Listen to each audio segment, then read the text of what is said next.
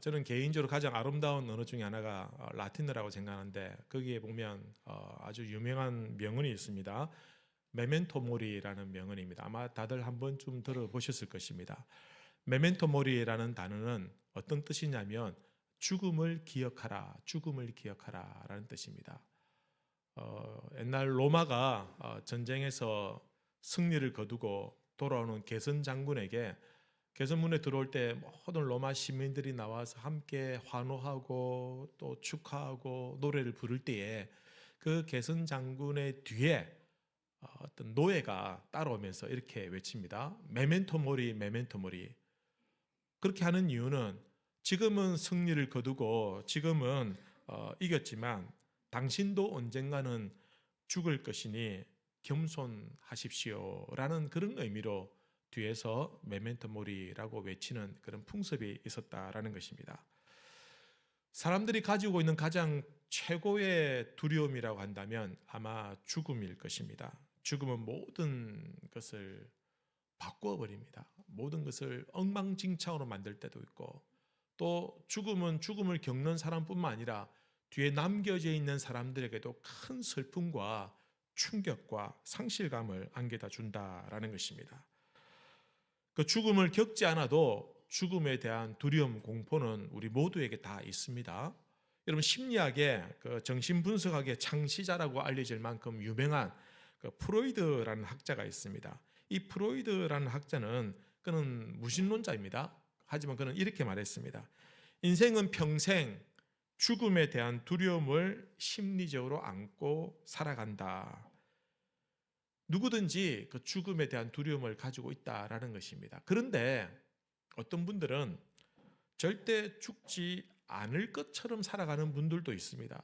죽을 것이라고 물어보면 다 예, 나는 죽습니다라고 말은 합니다만은 그러나 그의 삶이나 그의 행동이나 그의 말투를 들어보면 죽음과는 상관없는 죽지 않을 것처럼 그렇게 살아가는 분들도 있다라는 것입니다. 어떤 부잣집에 굉장히 참 어리석은 종이 하나 있었습니다. 착하긴 착한데 너무 어리석어서 주인이 항상 그 종에게 놀립니다. 이 바보 같은 녀석아, 너는 그것도 모르느냐 하면서 너같이 어리석은 녀석을 내가 본 적이 없다면서. 그리고는 그가 가지고 있는 지팡이를 던져주면서 이 녀석아, 너보다도 더 바보 같은 녀석을 있으면 그 지팡이를 그 바보 같은 녀석에게 줘라. 아마 너는 죽을 때까지 그 지팡이를 아무에게도 주지 못할 거야 라고 이렇게 멸시하는 듯한 그런 말을 했습니다. 이 어리석은 종이 지팡이를 받았습니다. 사실 자기보다 더 바보 같은 사람 만나면 주고 싶은데 수년 동안 자기보다 더 바보 같은 사람을 만날 수가 없는 거예요.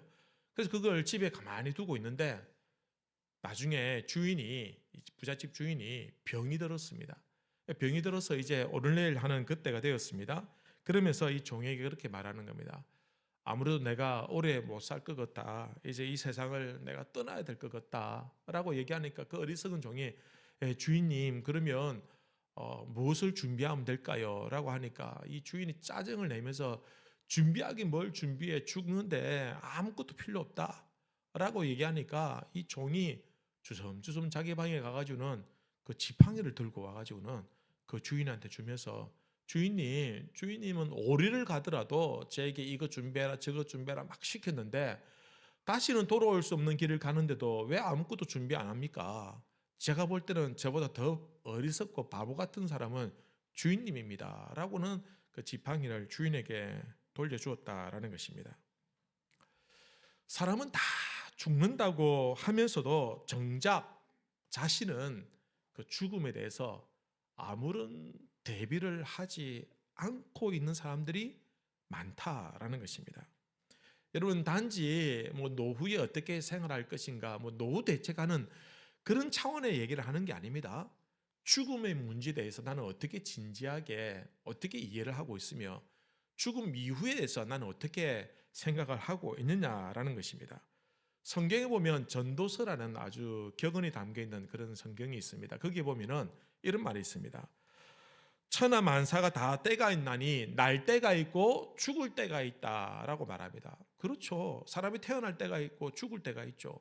너무 평범한, 너무 뻔한 이야기인 것 같지만 그러나 날 때를 알고 죽을 때를 아는 것이 진정한 지혜자가 아니냐라는 것입니다. 어떤 사람은 이 죽음을 두려워합니다. 무서워합니다. 그래서 어떻게든 해결해 보려고 하지만 어느 곳에서도 이 죽음의 문제를 해결할 수가 없는 거예요. 그리고 죽더라도 정말 이 죽음의 문제에 대해서 정말 잘 이해하고 있는 사람이 없더라는 것입니다. 어디 가도 이 문제에 대해서 명쾌하게 답을 주는 데가 없어요. 그러나 딱 한 군데 유일하게 우리 인생의 죽음에 대해서 명확하게 명쾌하게 답을 주고 있는 곳이 있는데 그것이 어디냐면 바로 성경 말씀이다라는 것입니다. 여러분, 성경 말씀은 하나님의 말씀을 믿고 신뢰하는 기독교인들이 믿는 하나님의 말씀입니다.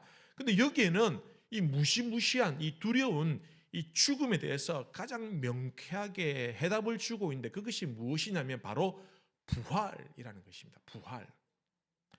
오늘 우리가 부활절을 맞이하면서 오늘 말씀을 통해서 우리가 함께 몇 가지 함께 교훈을 나누고자 합니다. 첫 번째는 이런 부활은 증거만으로는 이 부활을 온전히 믿을 수 없다라는 것입니다. 보통 사람들은 죽었다가 다시 살아난다? 그 말을 믿지 못해요. 아이 말도 안 되는 소리, 그걸 어떻게 믿을 수 있냐라고 말씀들을 합니다. 그래서 역사적으로 예수님의 부활은 엉터리다, 그건 거짓말이다 라는 것을 증명하기 위해서 수많은 사람들이, 수많은 철학 기조들이, 수많은 사상들과 시스템들이 예수님의 부활이 거짓이라는 것을 증명하려고 그렇게 애를 쓰고 노력을 했습니다. 그래서 대표적으로 예수님의 부활에 대해서 반대하는 것은 잘못된 것이다 라고 말하는 주장들 중에서 몇 가지가 있는데 그 중에 대표적인 게 하나가 있다면 도망설입니다. 이게 무슨 말이냐면 예수님 부활한 게 아니고 사실은 예수님의 제자들이 시신을 몰래 빼돌렸다. 그리고 도망갔다. 예수님 부활한 게 아니다라는 것입니다.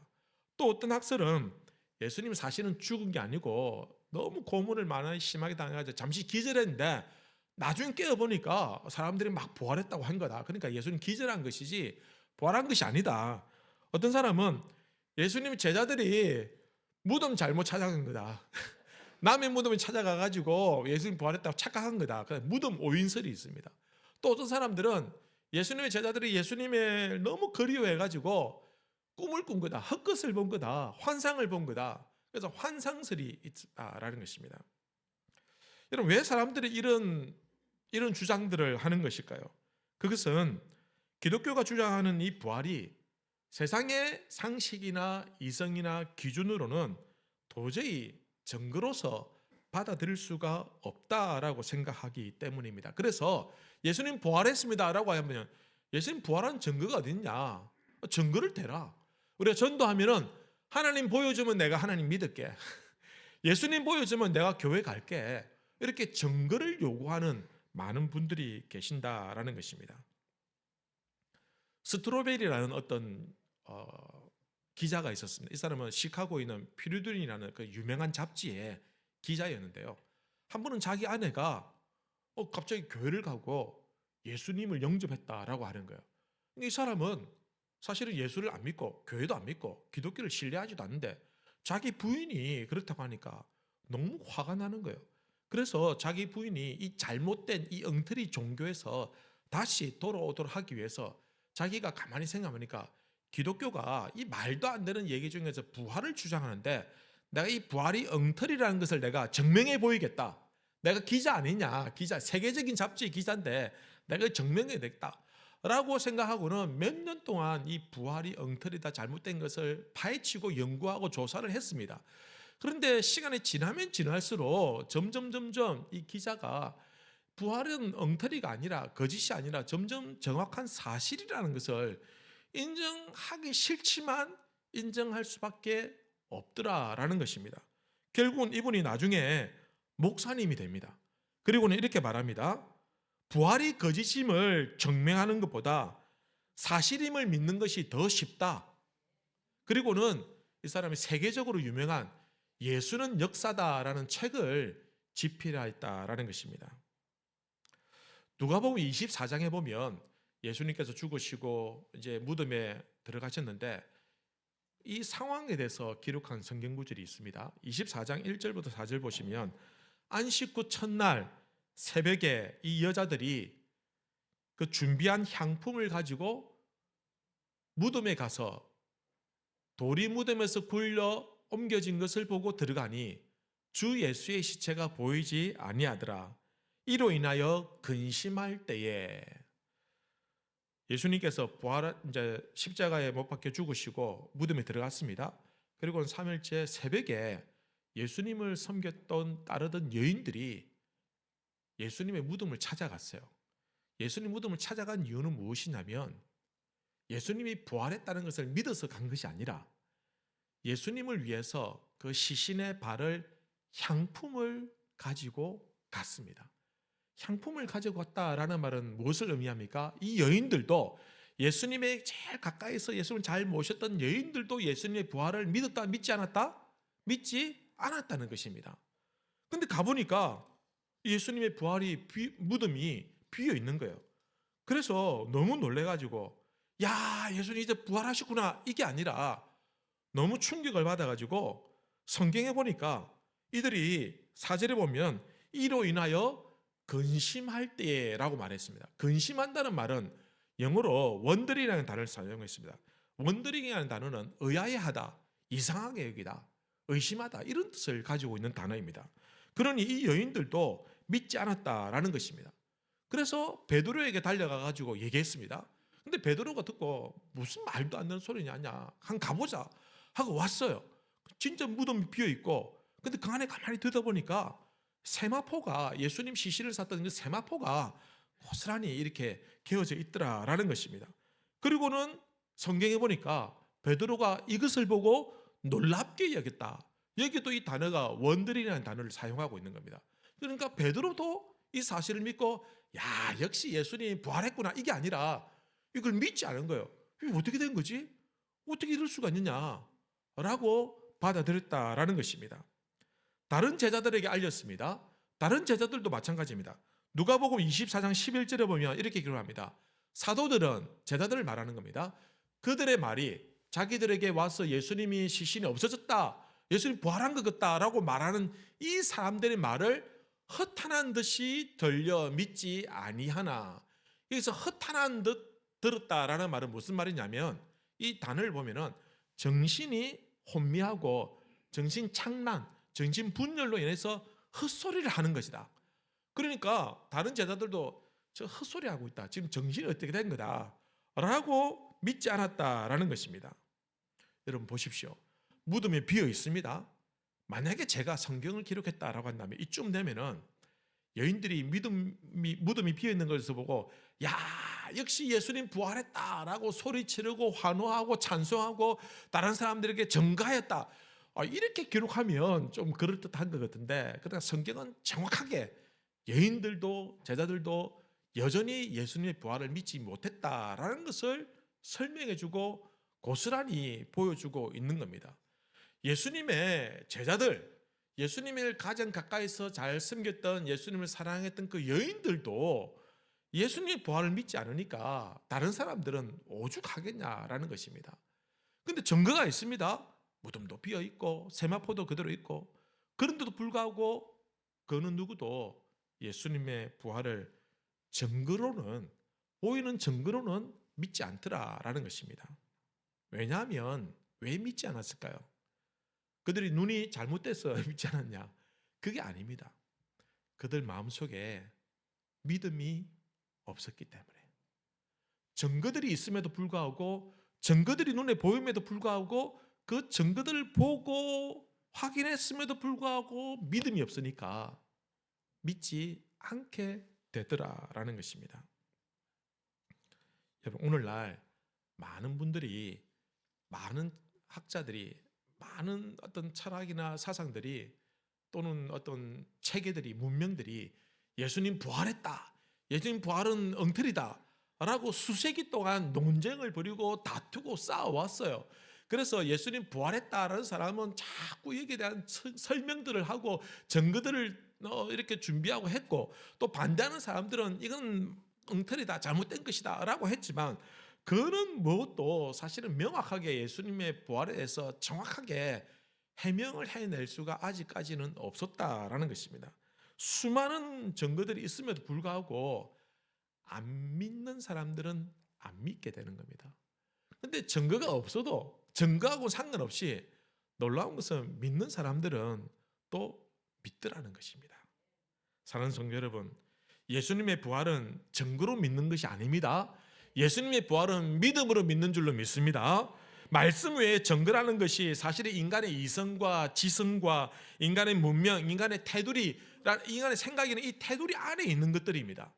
여러분, 초등학교에서 산수 공부한 아이들이 적분, 미적분을 풀 수 있습니까? 못 풉니다. 그러나 대학에서 적분, 미적분 다 뗀 사람들은 초등학교에 있는 산수를 풀 수 있습니까? 못 풉니까? 풉니다. 물론 바보 같은 애들 못 푸는 애들도 있겠죠. 풀 수 있습니다. 왜냐하면 훨씬 더 수학의 체계를 다 습득한 사람들은 조그마한 것은 알 수 있지만 조그마한 것을 습득하고 그것으로는 더 큰 체계, 자기의 체계를 넘어서는 것들은 이해가 어렵다라는 것입니다. 마찬가지로 우리 인간이 가지고 있는 사상, 문화, 지식, 이 모든 체계들이 사실은 우리보다도 더 월등하게 우리를 뛰어넘는, 인간의 지혜를 뛰어넘는 그 하나님에 대해서 어떻게 우리가 다 완전하게 이해할 수 있겠냐라는 것입니다.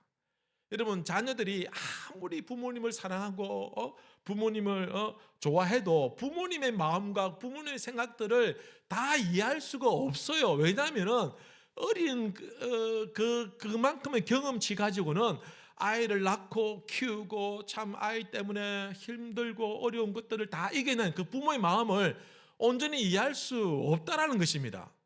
마찬가지로 우리 인간이 가지고 있는 과학이나 사상이나 철학이나 문명으로는 이것을 뛰어넘는 하나님을 다 온전히 이해한다는 것은 어렵다는 것이죠. 그러니 여러분, 증거로 믿을 생각하지 마십시오. 무슨 증거가 있다, 뭐 이탈리아 대성당, 토리노 대성당에 뭐 예수님 수위가 있다, 이런 말들이 현혹될 필요가 없습니다. 여러분, 우리의 신앙이라는 것은 이런 증거들, 이런 유품들에 의해서 믿음이 뭐 확고해지고 믿음 떨어지는 거 하는 것이 아니라는 것입니다. 부활은 믿음으로 믿는 줄로 믿습니다. 여러분, 부활은 우리의 이성과 지식을 뛰어넘는 이 놀라운 하나님의 은혜를 믿음으로 받으시는 우리 성도님들 되시기를 우리 주님의 이름으로 기원합니다. 두 번째는 부활의 신앙은 증거가 아니라 말씀을 기억할 때 생겨난다는 것입니다. 여러분, 비행기 조종사가 그죠? 뭐 수십 년의 경험이 있다 할지라도 그가 비행기를 몰고 이제 착륙하려고 할 때 앞에 보니까 뭐 구름도 있고 막 하고 잘 보이지 않는 거예요. 근데 자기가 대충 보니까 이쯤 되면은 뭐 상공 뭐 5,000피트 좀 되겠다, 10,000피트 좀 되겠다, 이렇게 계산해가 자기 마음대로 막 비행기를 막 밑으로 내려갑니까? 그렇게 하지 않습니다. 어떻게 합니까? 자기 경험이나 자기 판단보다는 자기 눈앞에 있는 그 계기판을 보고 비행을 그저 착륙을 시작한다라는 것입니다. 여러분, 마찬가지로 우리의 신앙도 그렇습니다. 우리의 감정이나 우리의 상황이 여러분 우리의 증거로 삼아서는 안 됩니다. 우리의 명확한 증거는 무엇이냐? 우리 눈앞에 있는 계기판과 같은 하나님의 말씀이 우리의 정확한 증거가 된다라는 것입니다. 여러분, 어떻게 해야 부활을 참되게 믿을 수 있을까요? 여러분, 놀랍게도 여인들이 부활을 확신하게 된 결정적인 계기는 무엇이냐면, 사실은 이 여인들은 무덤이 비어있는 거 봤지만, 세마포 비어있는 거 봤지만, 그러나 그것으로 믿지 않았습니다. 이 여인들이 예수님의 부활을 믿게 된 것은 누가복음 24장 6절 이하의 말씀에서 기록하고 있습니다. 여기 계시지 않고 살아나셨느니라. 이 말은 누가 하냐면 천사들이 여인들에게 들려주는 말입니다. 갈릴리에 계실 때 너희에게 어떻게 말씀하시던가를 기억하라. 이르시기를 인자가 죄인의 손에 넘겨져 십자가에 못 박히고 제3일에 다시 살아나야 하리라 하셨느니라 한데, 그들이 예수의 말씀을 기억하고 무덤에 돌아가 이 모든 것을 11사도와 다른 사도 모든 이들에게 알리니, 이 여인들이 예수님의 부활을 믿게 된 결정적인 계기는 무엇이냐면 말씀을 기억했을 때, 예수님께서 평소에 내가 3일 만에 부활하게 될 것이다 라는 그 말씀을 다시 떠올렸을 때에 이 여인들에게 믿음이 생기더라는 겁니다. 그로부터 예수님의 부활을 믿게 된 것입니다. 예수님께서 십자가에 못 박혀 죽으시고 낙심한 두 제자가 있었습니다. 이 두 제자가 이제 우리 고향으로 돌아가자. 여기서 우리가 더 이상 할 게 없다. 근데 소문에 예수님 부활했다는 소문이 들리는 겁니다. 아이고, 말도 안 된다. 예수 어떻게 부활하나? 죽은 사람 어떻게 부활하나? 가자 하고 돌아가다가 내려가다가 예수님을 만났어요. 부활하신 예수님. 예수님께서 그들에게 나타나서 말씀을 주십니다. 하나님의 말씀을 들려주시다. 그러니까 그들이 말씀을 들을 때 그들의 마음에 다시 불같은 그런 뜨거움이 일어나더라는 겁니다. 즉 이들은 아무것도 본 것도 없어요. 하지만 말씀을 들을 때에 부활을 믿게 되더라라는 것입니다. 오늘 본문에 나와 있는 도마도 마찬가지입니다. 도마가 예수님 부활했을 때 예수님께서 제자들에게 나타나셨어요. 근데 그때 도마가 없었어요. 그 다른 제자들이 도마에게 예수님 부활했다, 우리가 만났다, 우리가 보았다 했는데도 불구하고 도마가 뭐라고 얘기하냐면, 내가 그의 손에 못자국을 만져보기 전에는, 내가 그의 옆구리에 창자국에 손을 넣어보기 전에는 난 못 믿겠다. 무슨 말을 하느냐, 어떻게 죽은 사람이 다시 살아날 수 있냐라고 부정했어요. 그러나 오늘 말씀해 보니까 8일이 지나고 난 다음에 예수님께서 다시 도마에게 나타나십니다. 그리고는 그에게 뭐라고 말씀하십니까? 내 옆구리에 손을 넣어봐라. 내 손자국을 만져보아라. 손자국을 만져보아라. 그리고는 하시는 말씀이 뭐라고 합니까? 너는 나를 본고로 믿느냐? 보지 않고 믿는 자들이 복되도다. 이런 보고도 안 믿는 사람이 있긴 있습니다만은, 그러나 보고도 믿으니 그나마 다행이죠. 그러나 예수님께서는 뭐라고 말씀하시냐면, 보고 믿는 것은 진짜 믿음이 아니다. 보지 않고도 믿어야 진짜 믿음이다. 보지 않고 믿어야 그게 너에게 복이 된다라고 말씀하고 있는 겁니다. 사랑하는 성도 여러분, 오늘날 예수님 부활을 보신 분이 있습니까? 혹시 예수님 만나신 적 혹시 실물로 꿈에 말고 만난 적 있습니까? 아직 부활하신 예수님 아무도 만나지 못했죠. 그죠? 그렇지만 여러분 가슴속에 부활 신앙이 있는 줄로 믿습니다. 예수님을 본 적도 없지만, 실물을 내가 만나지도 못했지만, 그럼에도 불구하고 말씀 의지하여서 예수님의 부활을 믿을 때 이것이 우리에게 복인 줄로 믿으시길 바랍니다. 여러분, 부활은 우리에게 마지막으로 우리를 새롭게 해준다라는 것입니다. 여러분, 부활을 믿는 사람들은 딱 독특한 변화가 하나 나타납니다. 무엇이냐면 그의 삶이, 그의 인생이 바뀌어버립니다. 제자들이 처음에 예수님 부활을 믿지 못했을 때는 무서워했어요.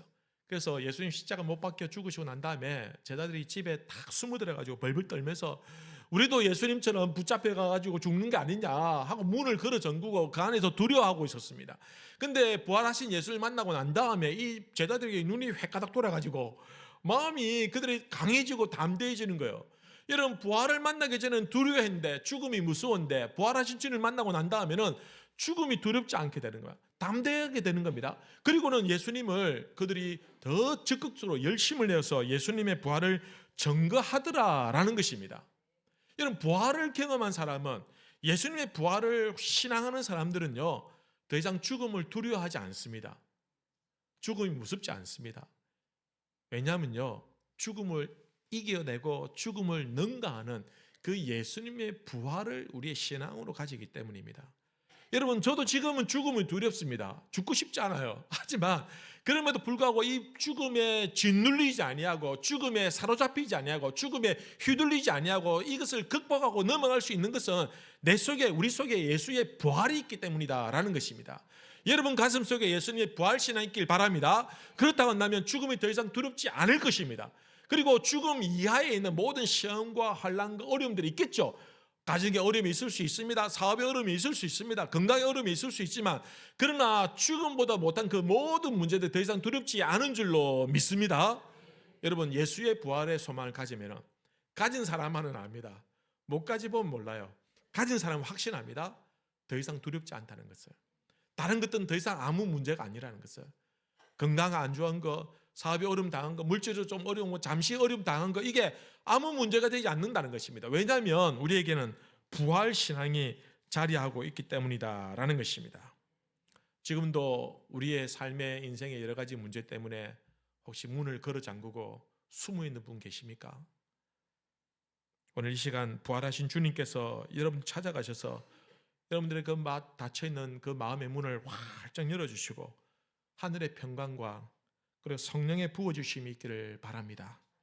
눈에 보이지 않지만 말씀을 통해서 역사하시는 그 말씀을 통해서 부활의 주님을 온전히 믿고 신뢰할 때 보지 못하고도 믿는 자가 복되도다라는 이 말씀이 우리에게 은혜가 되고 위로가 되시길 바랍니다. 이런 부활 신앙으로 더 이상 두려워하지 마시고 무서워하지 마시고 염려하지 마시고 우리 주님이 주시는 평강을 누리시는 믿음의 백성들 되시기를 우리 주님의 이름으로 기원합니다.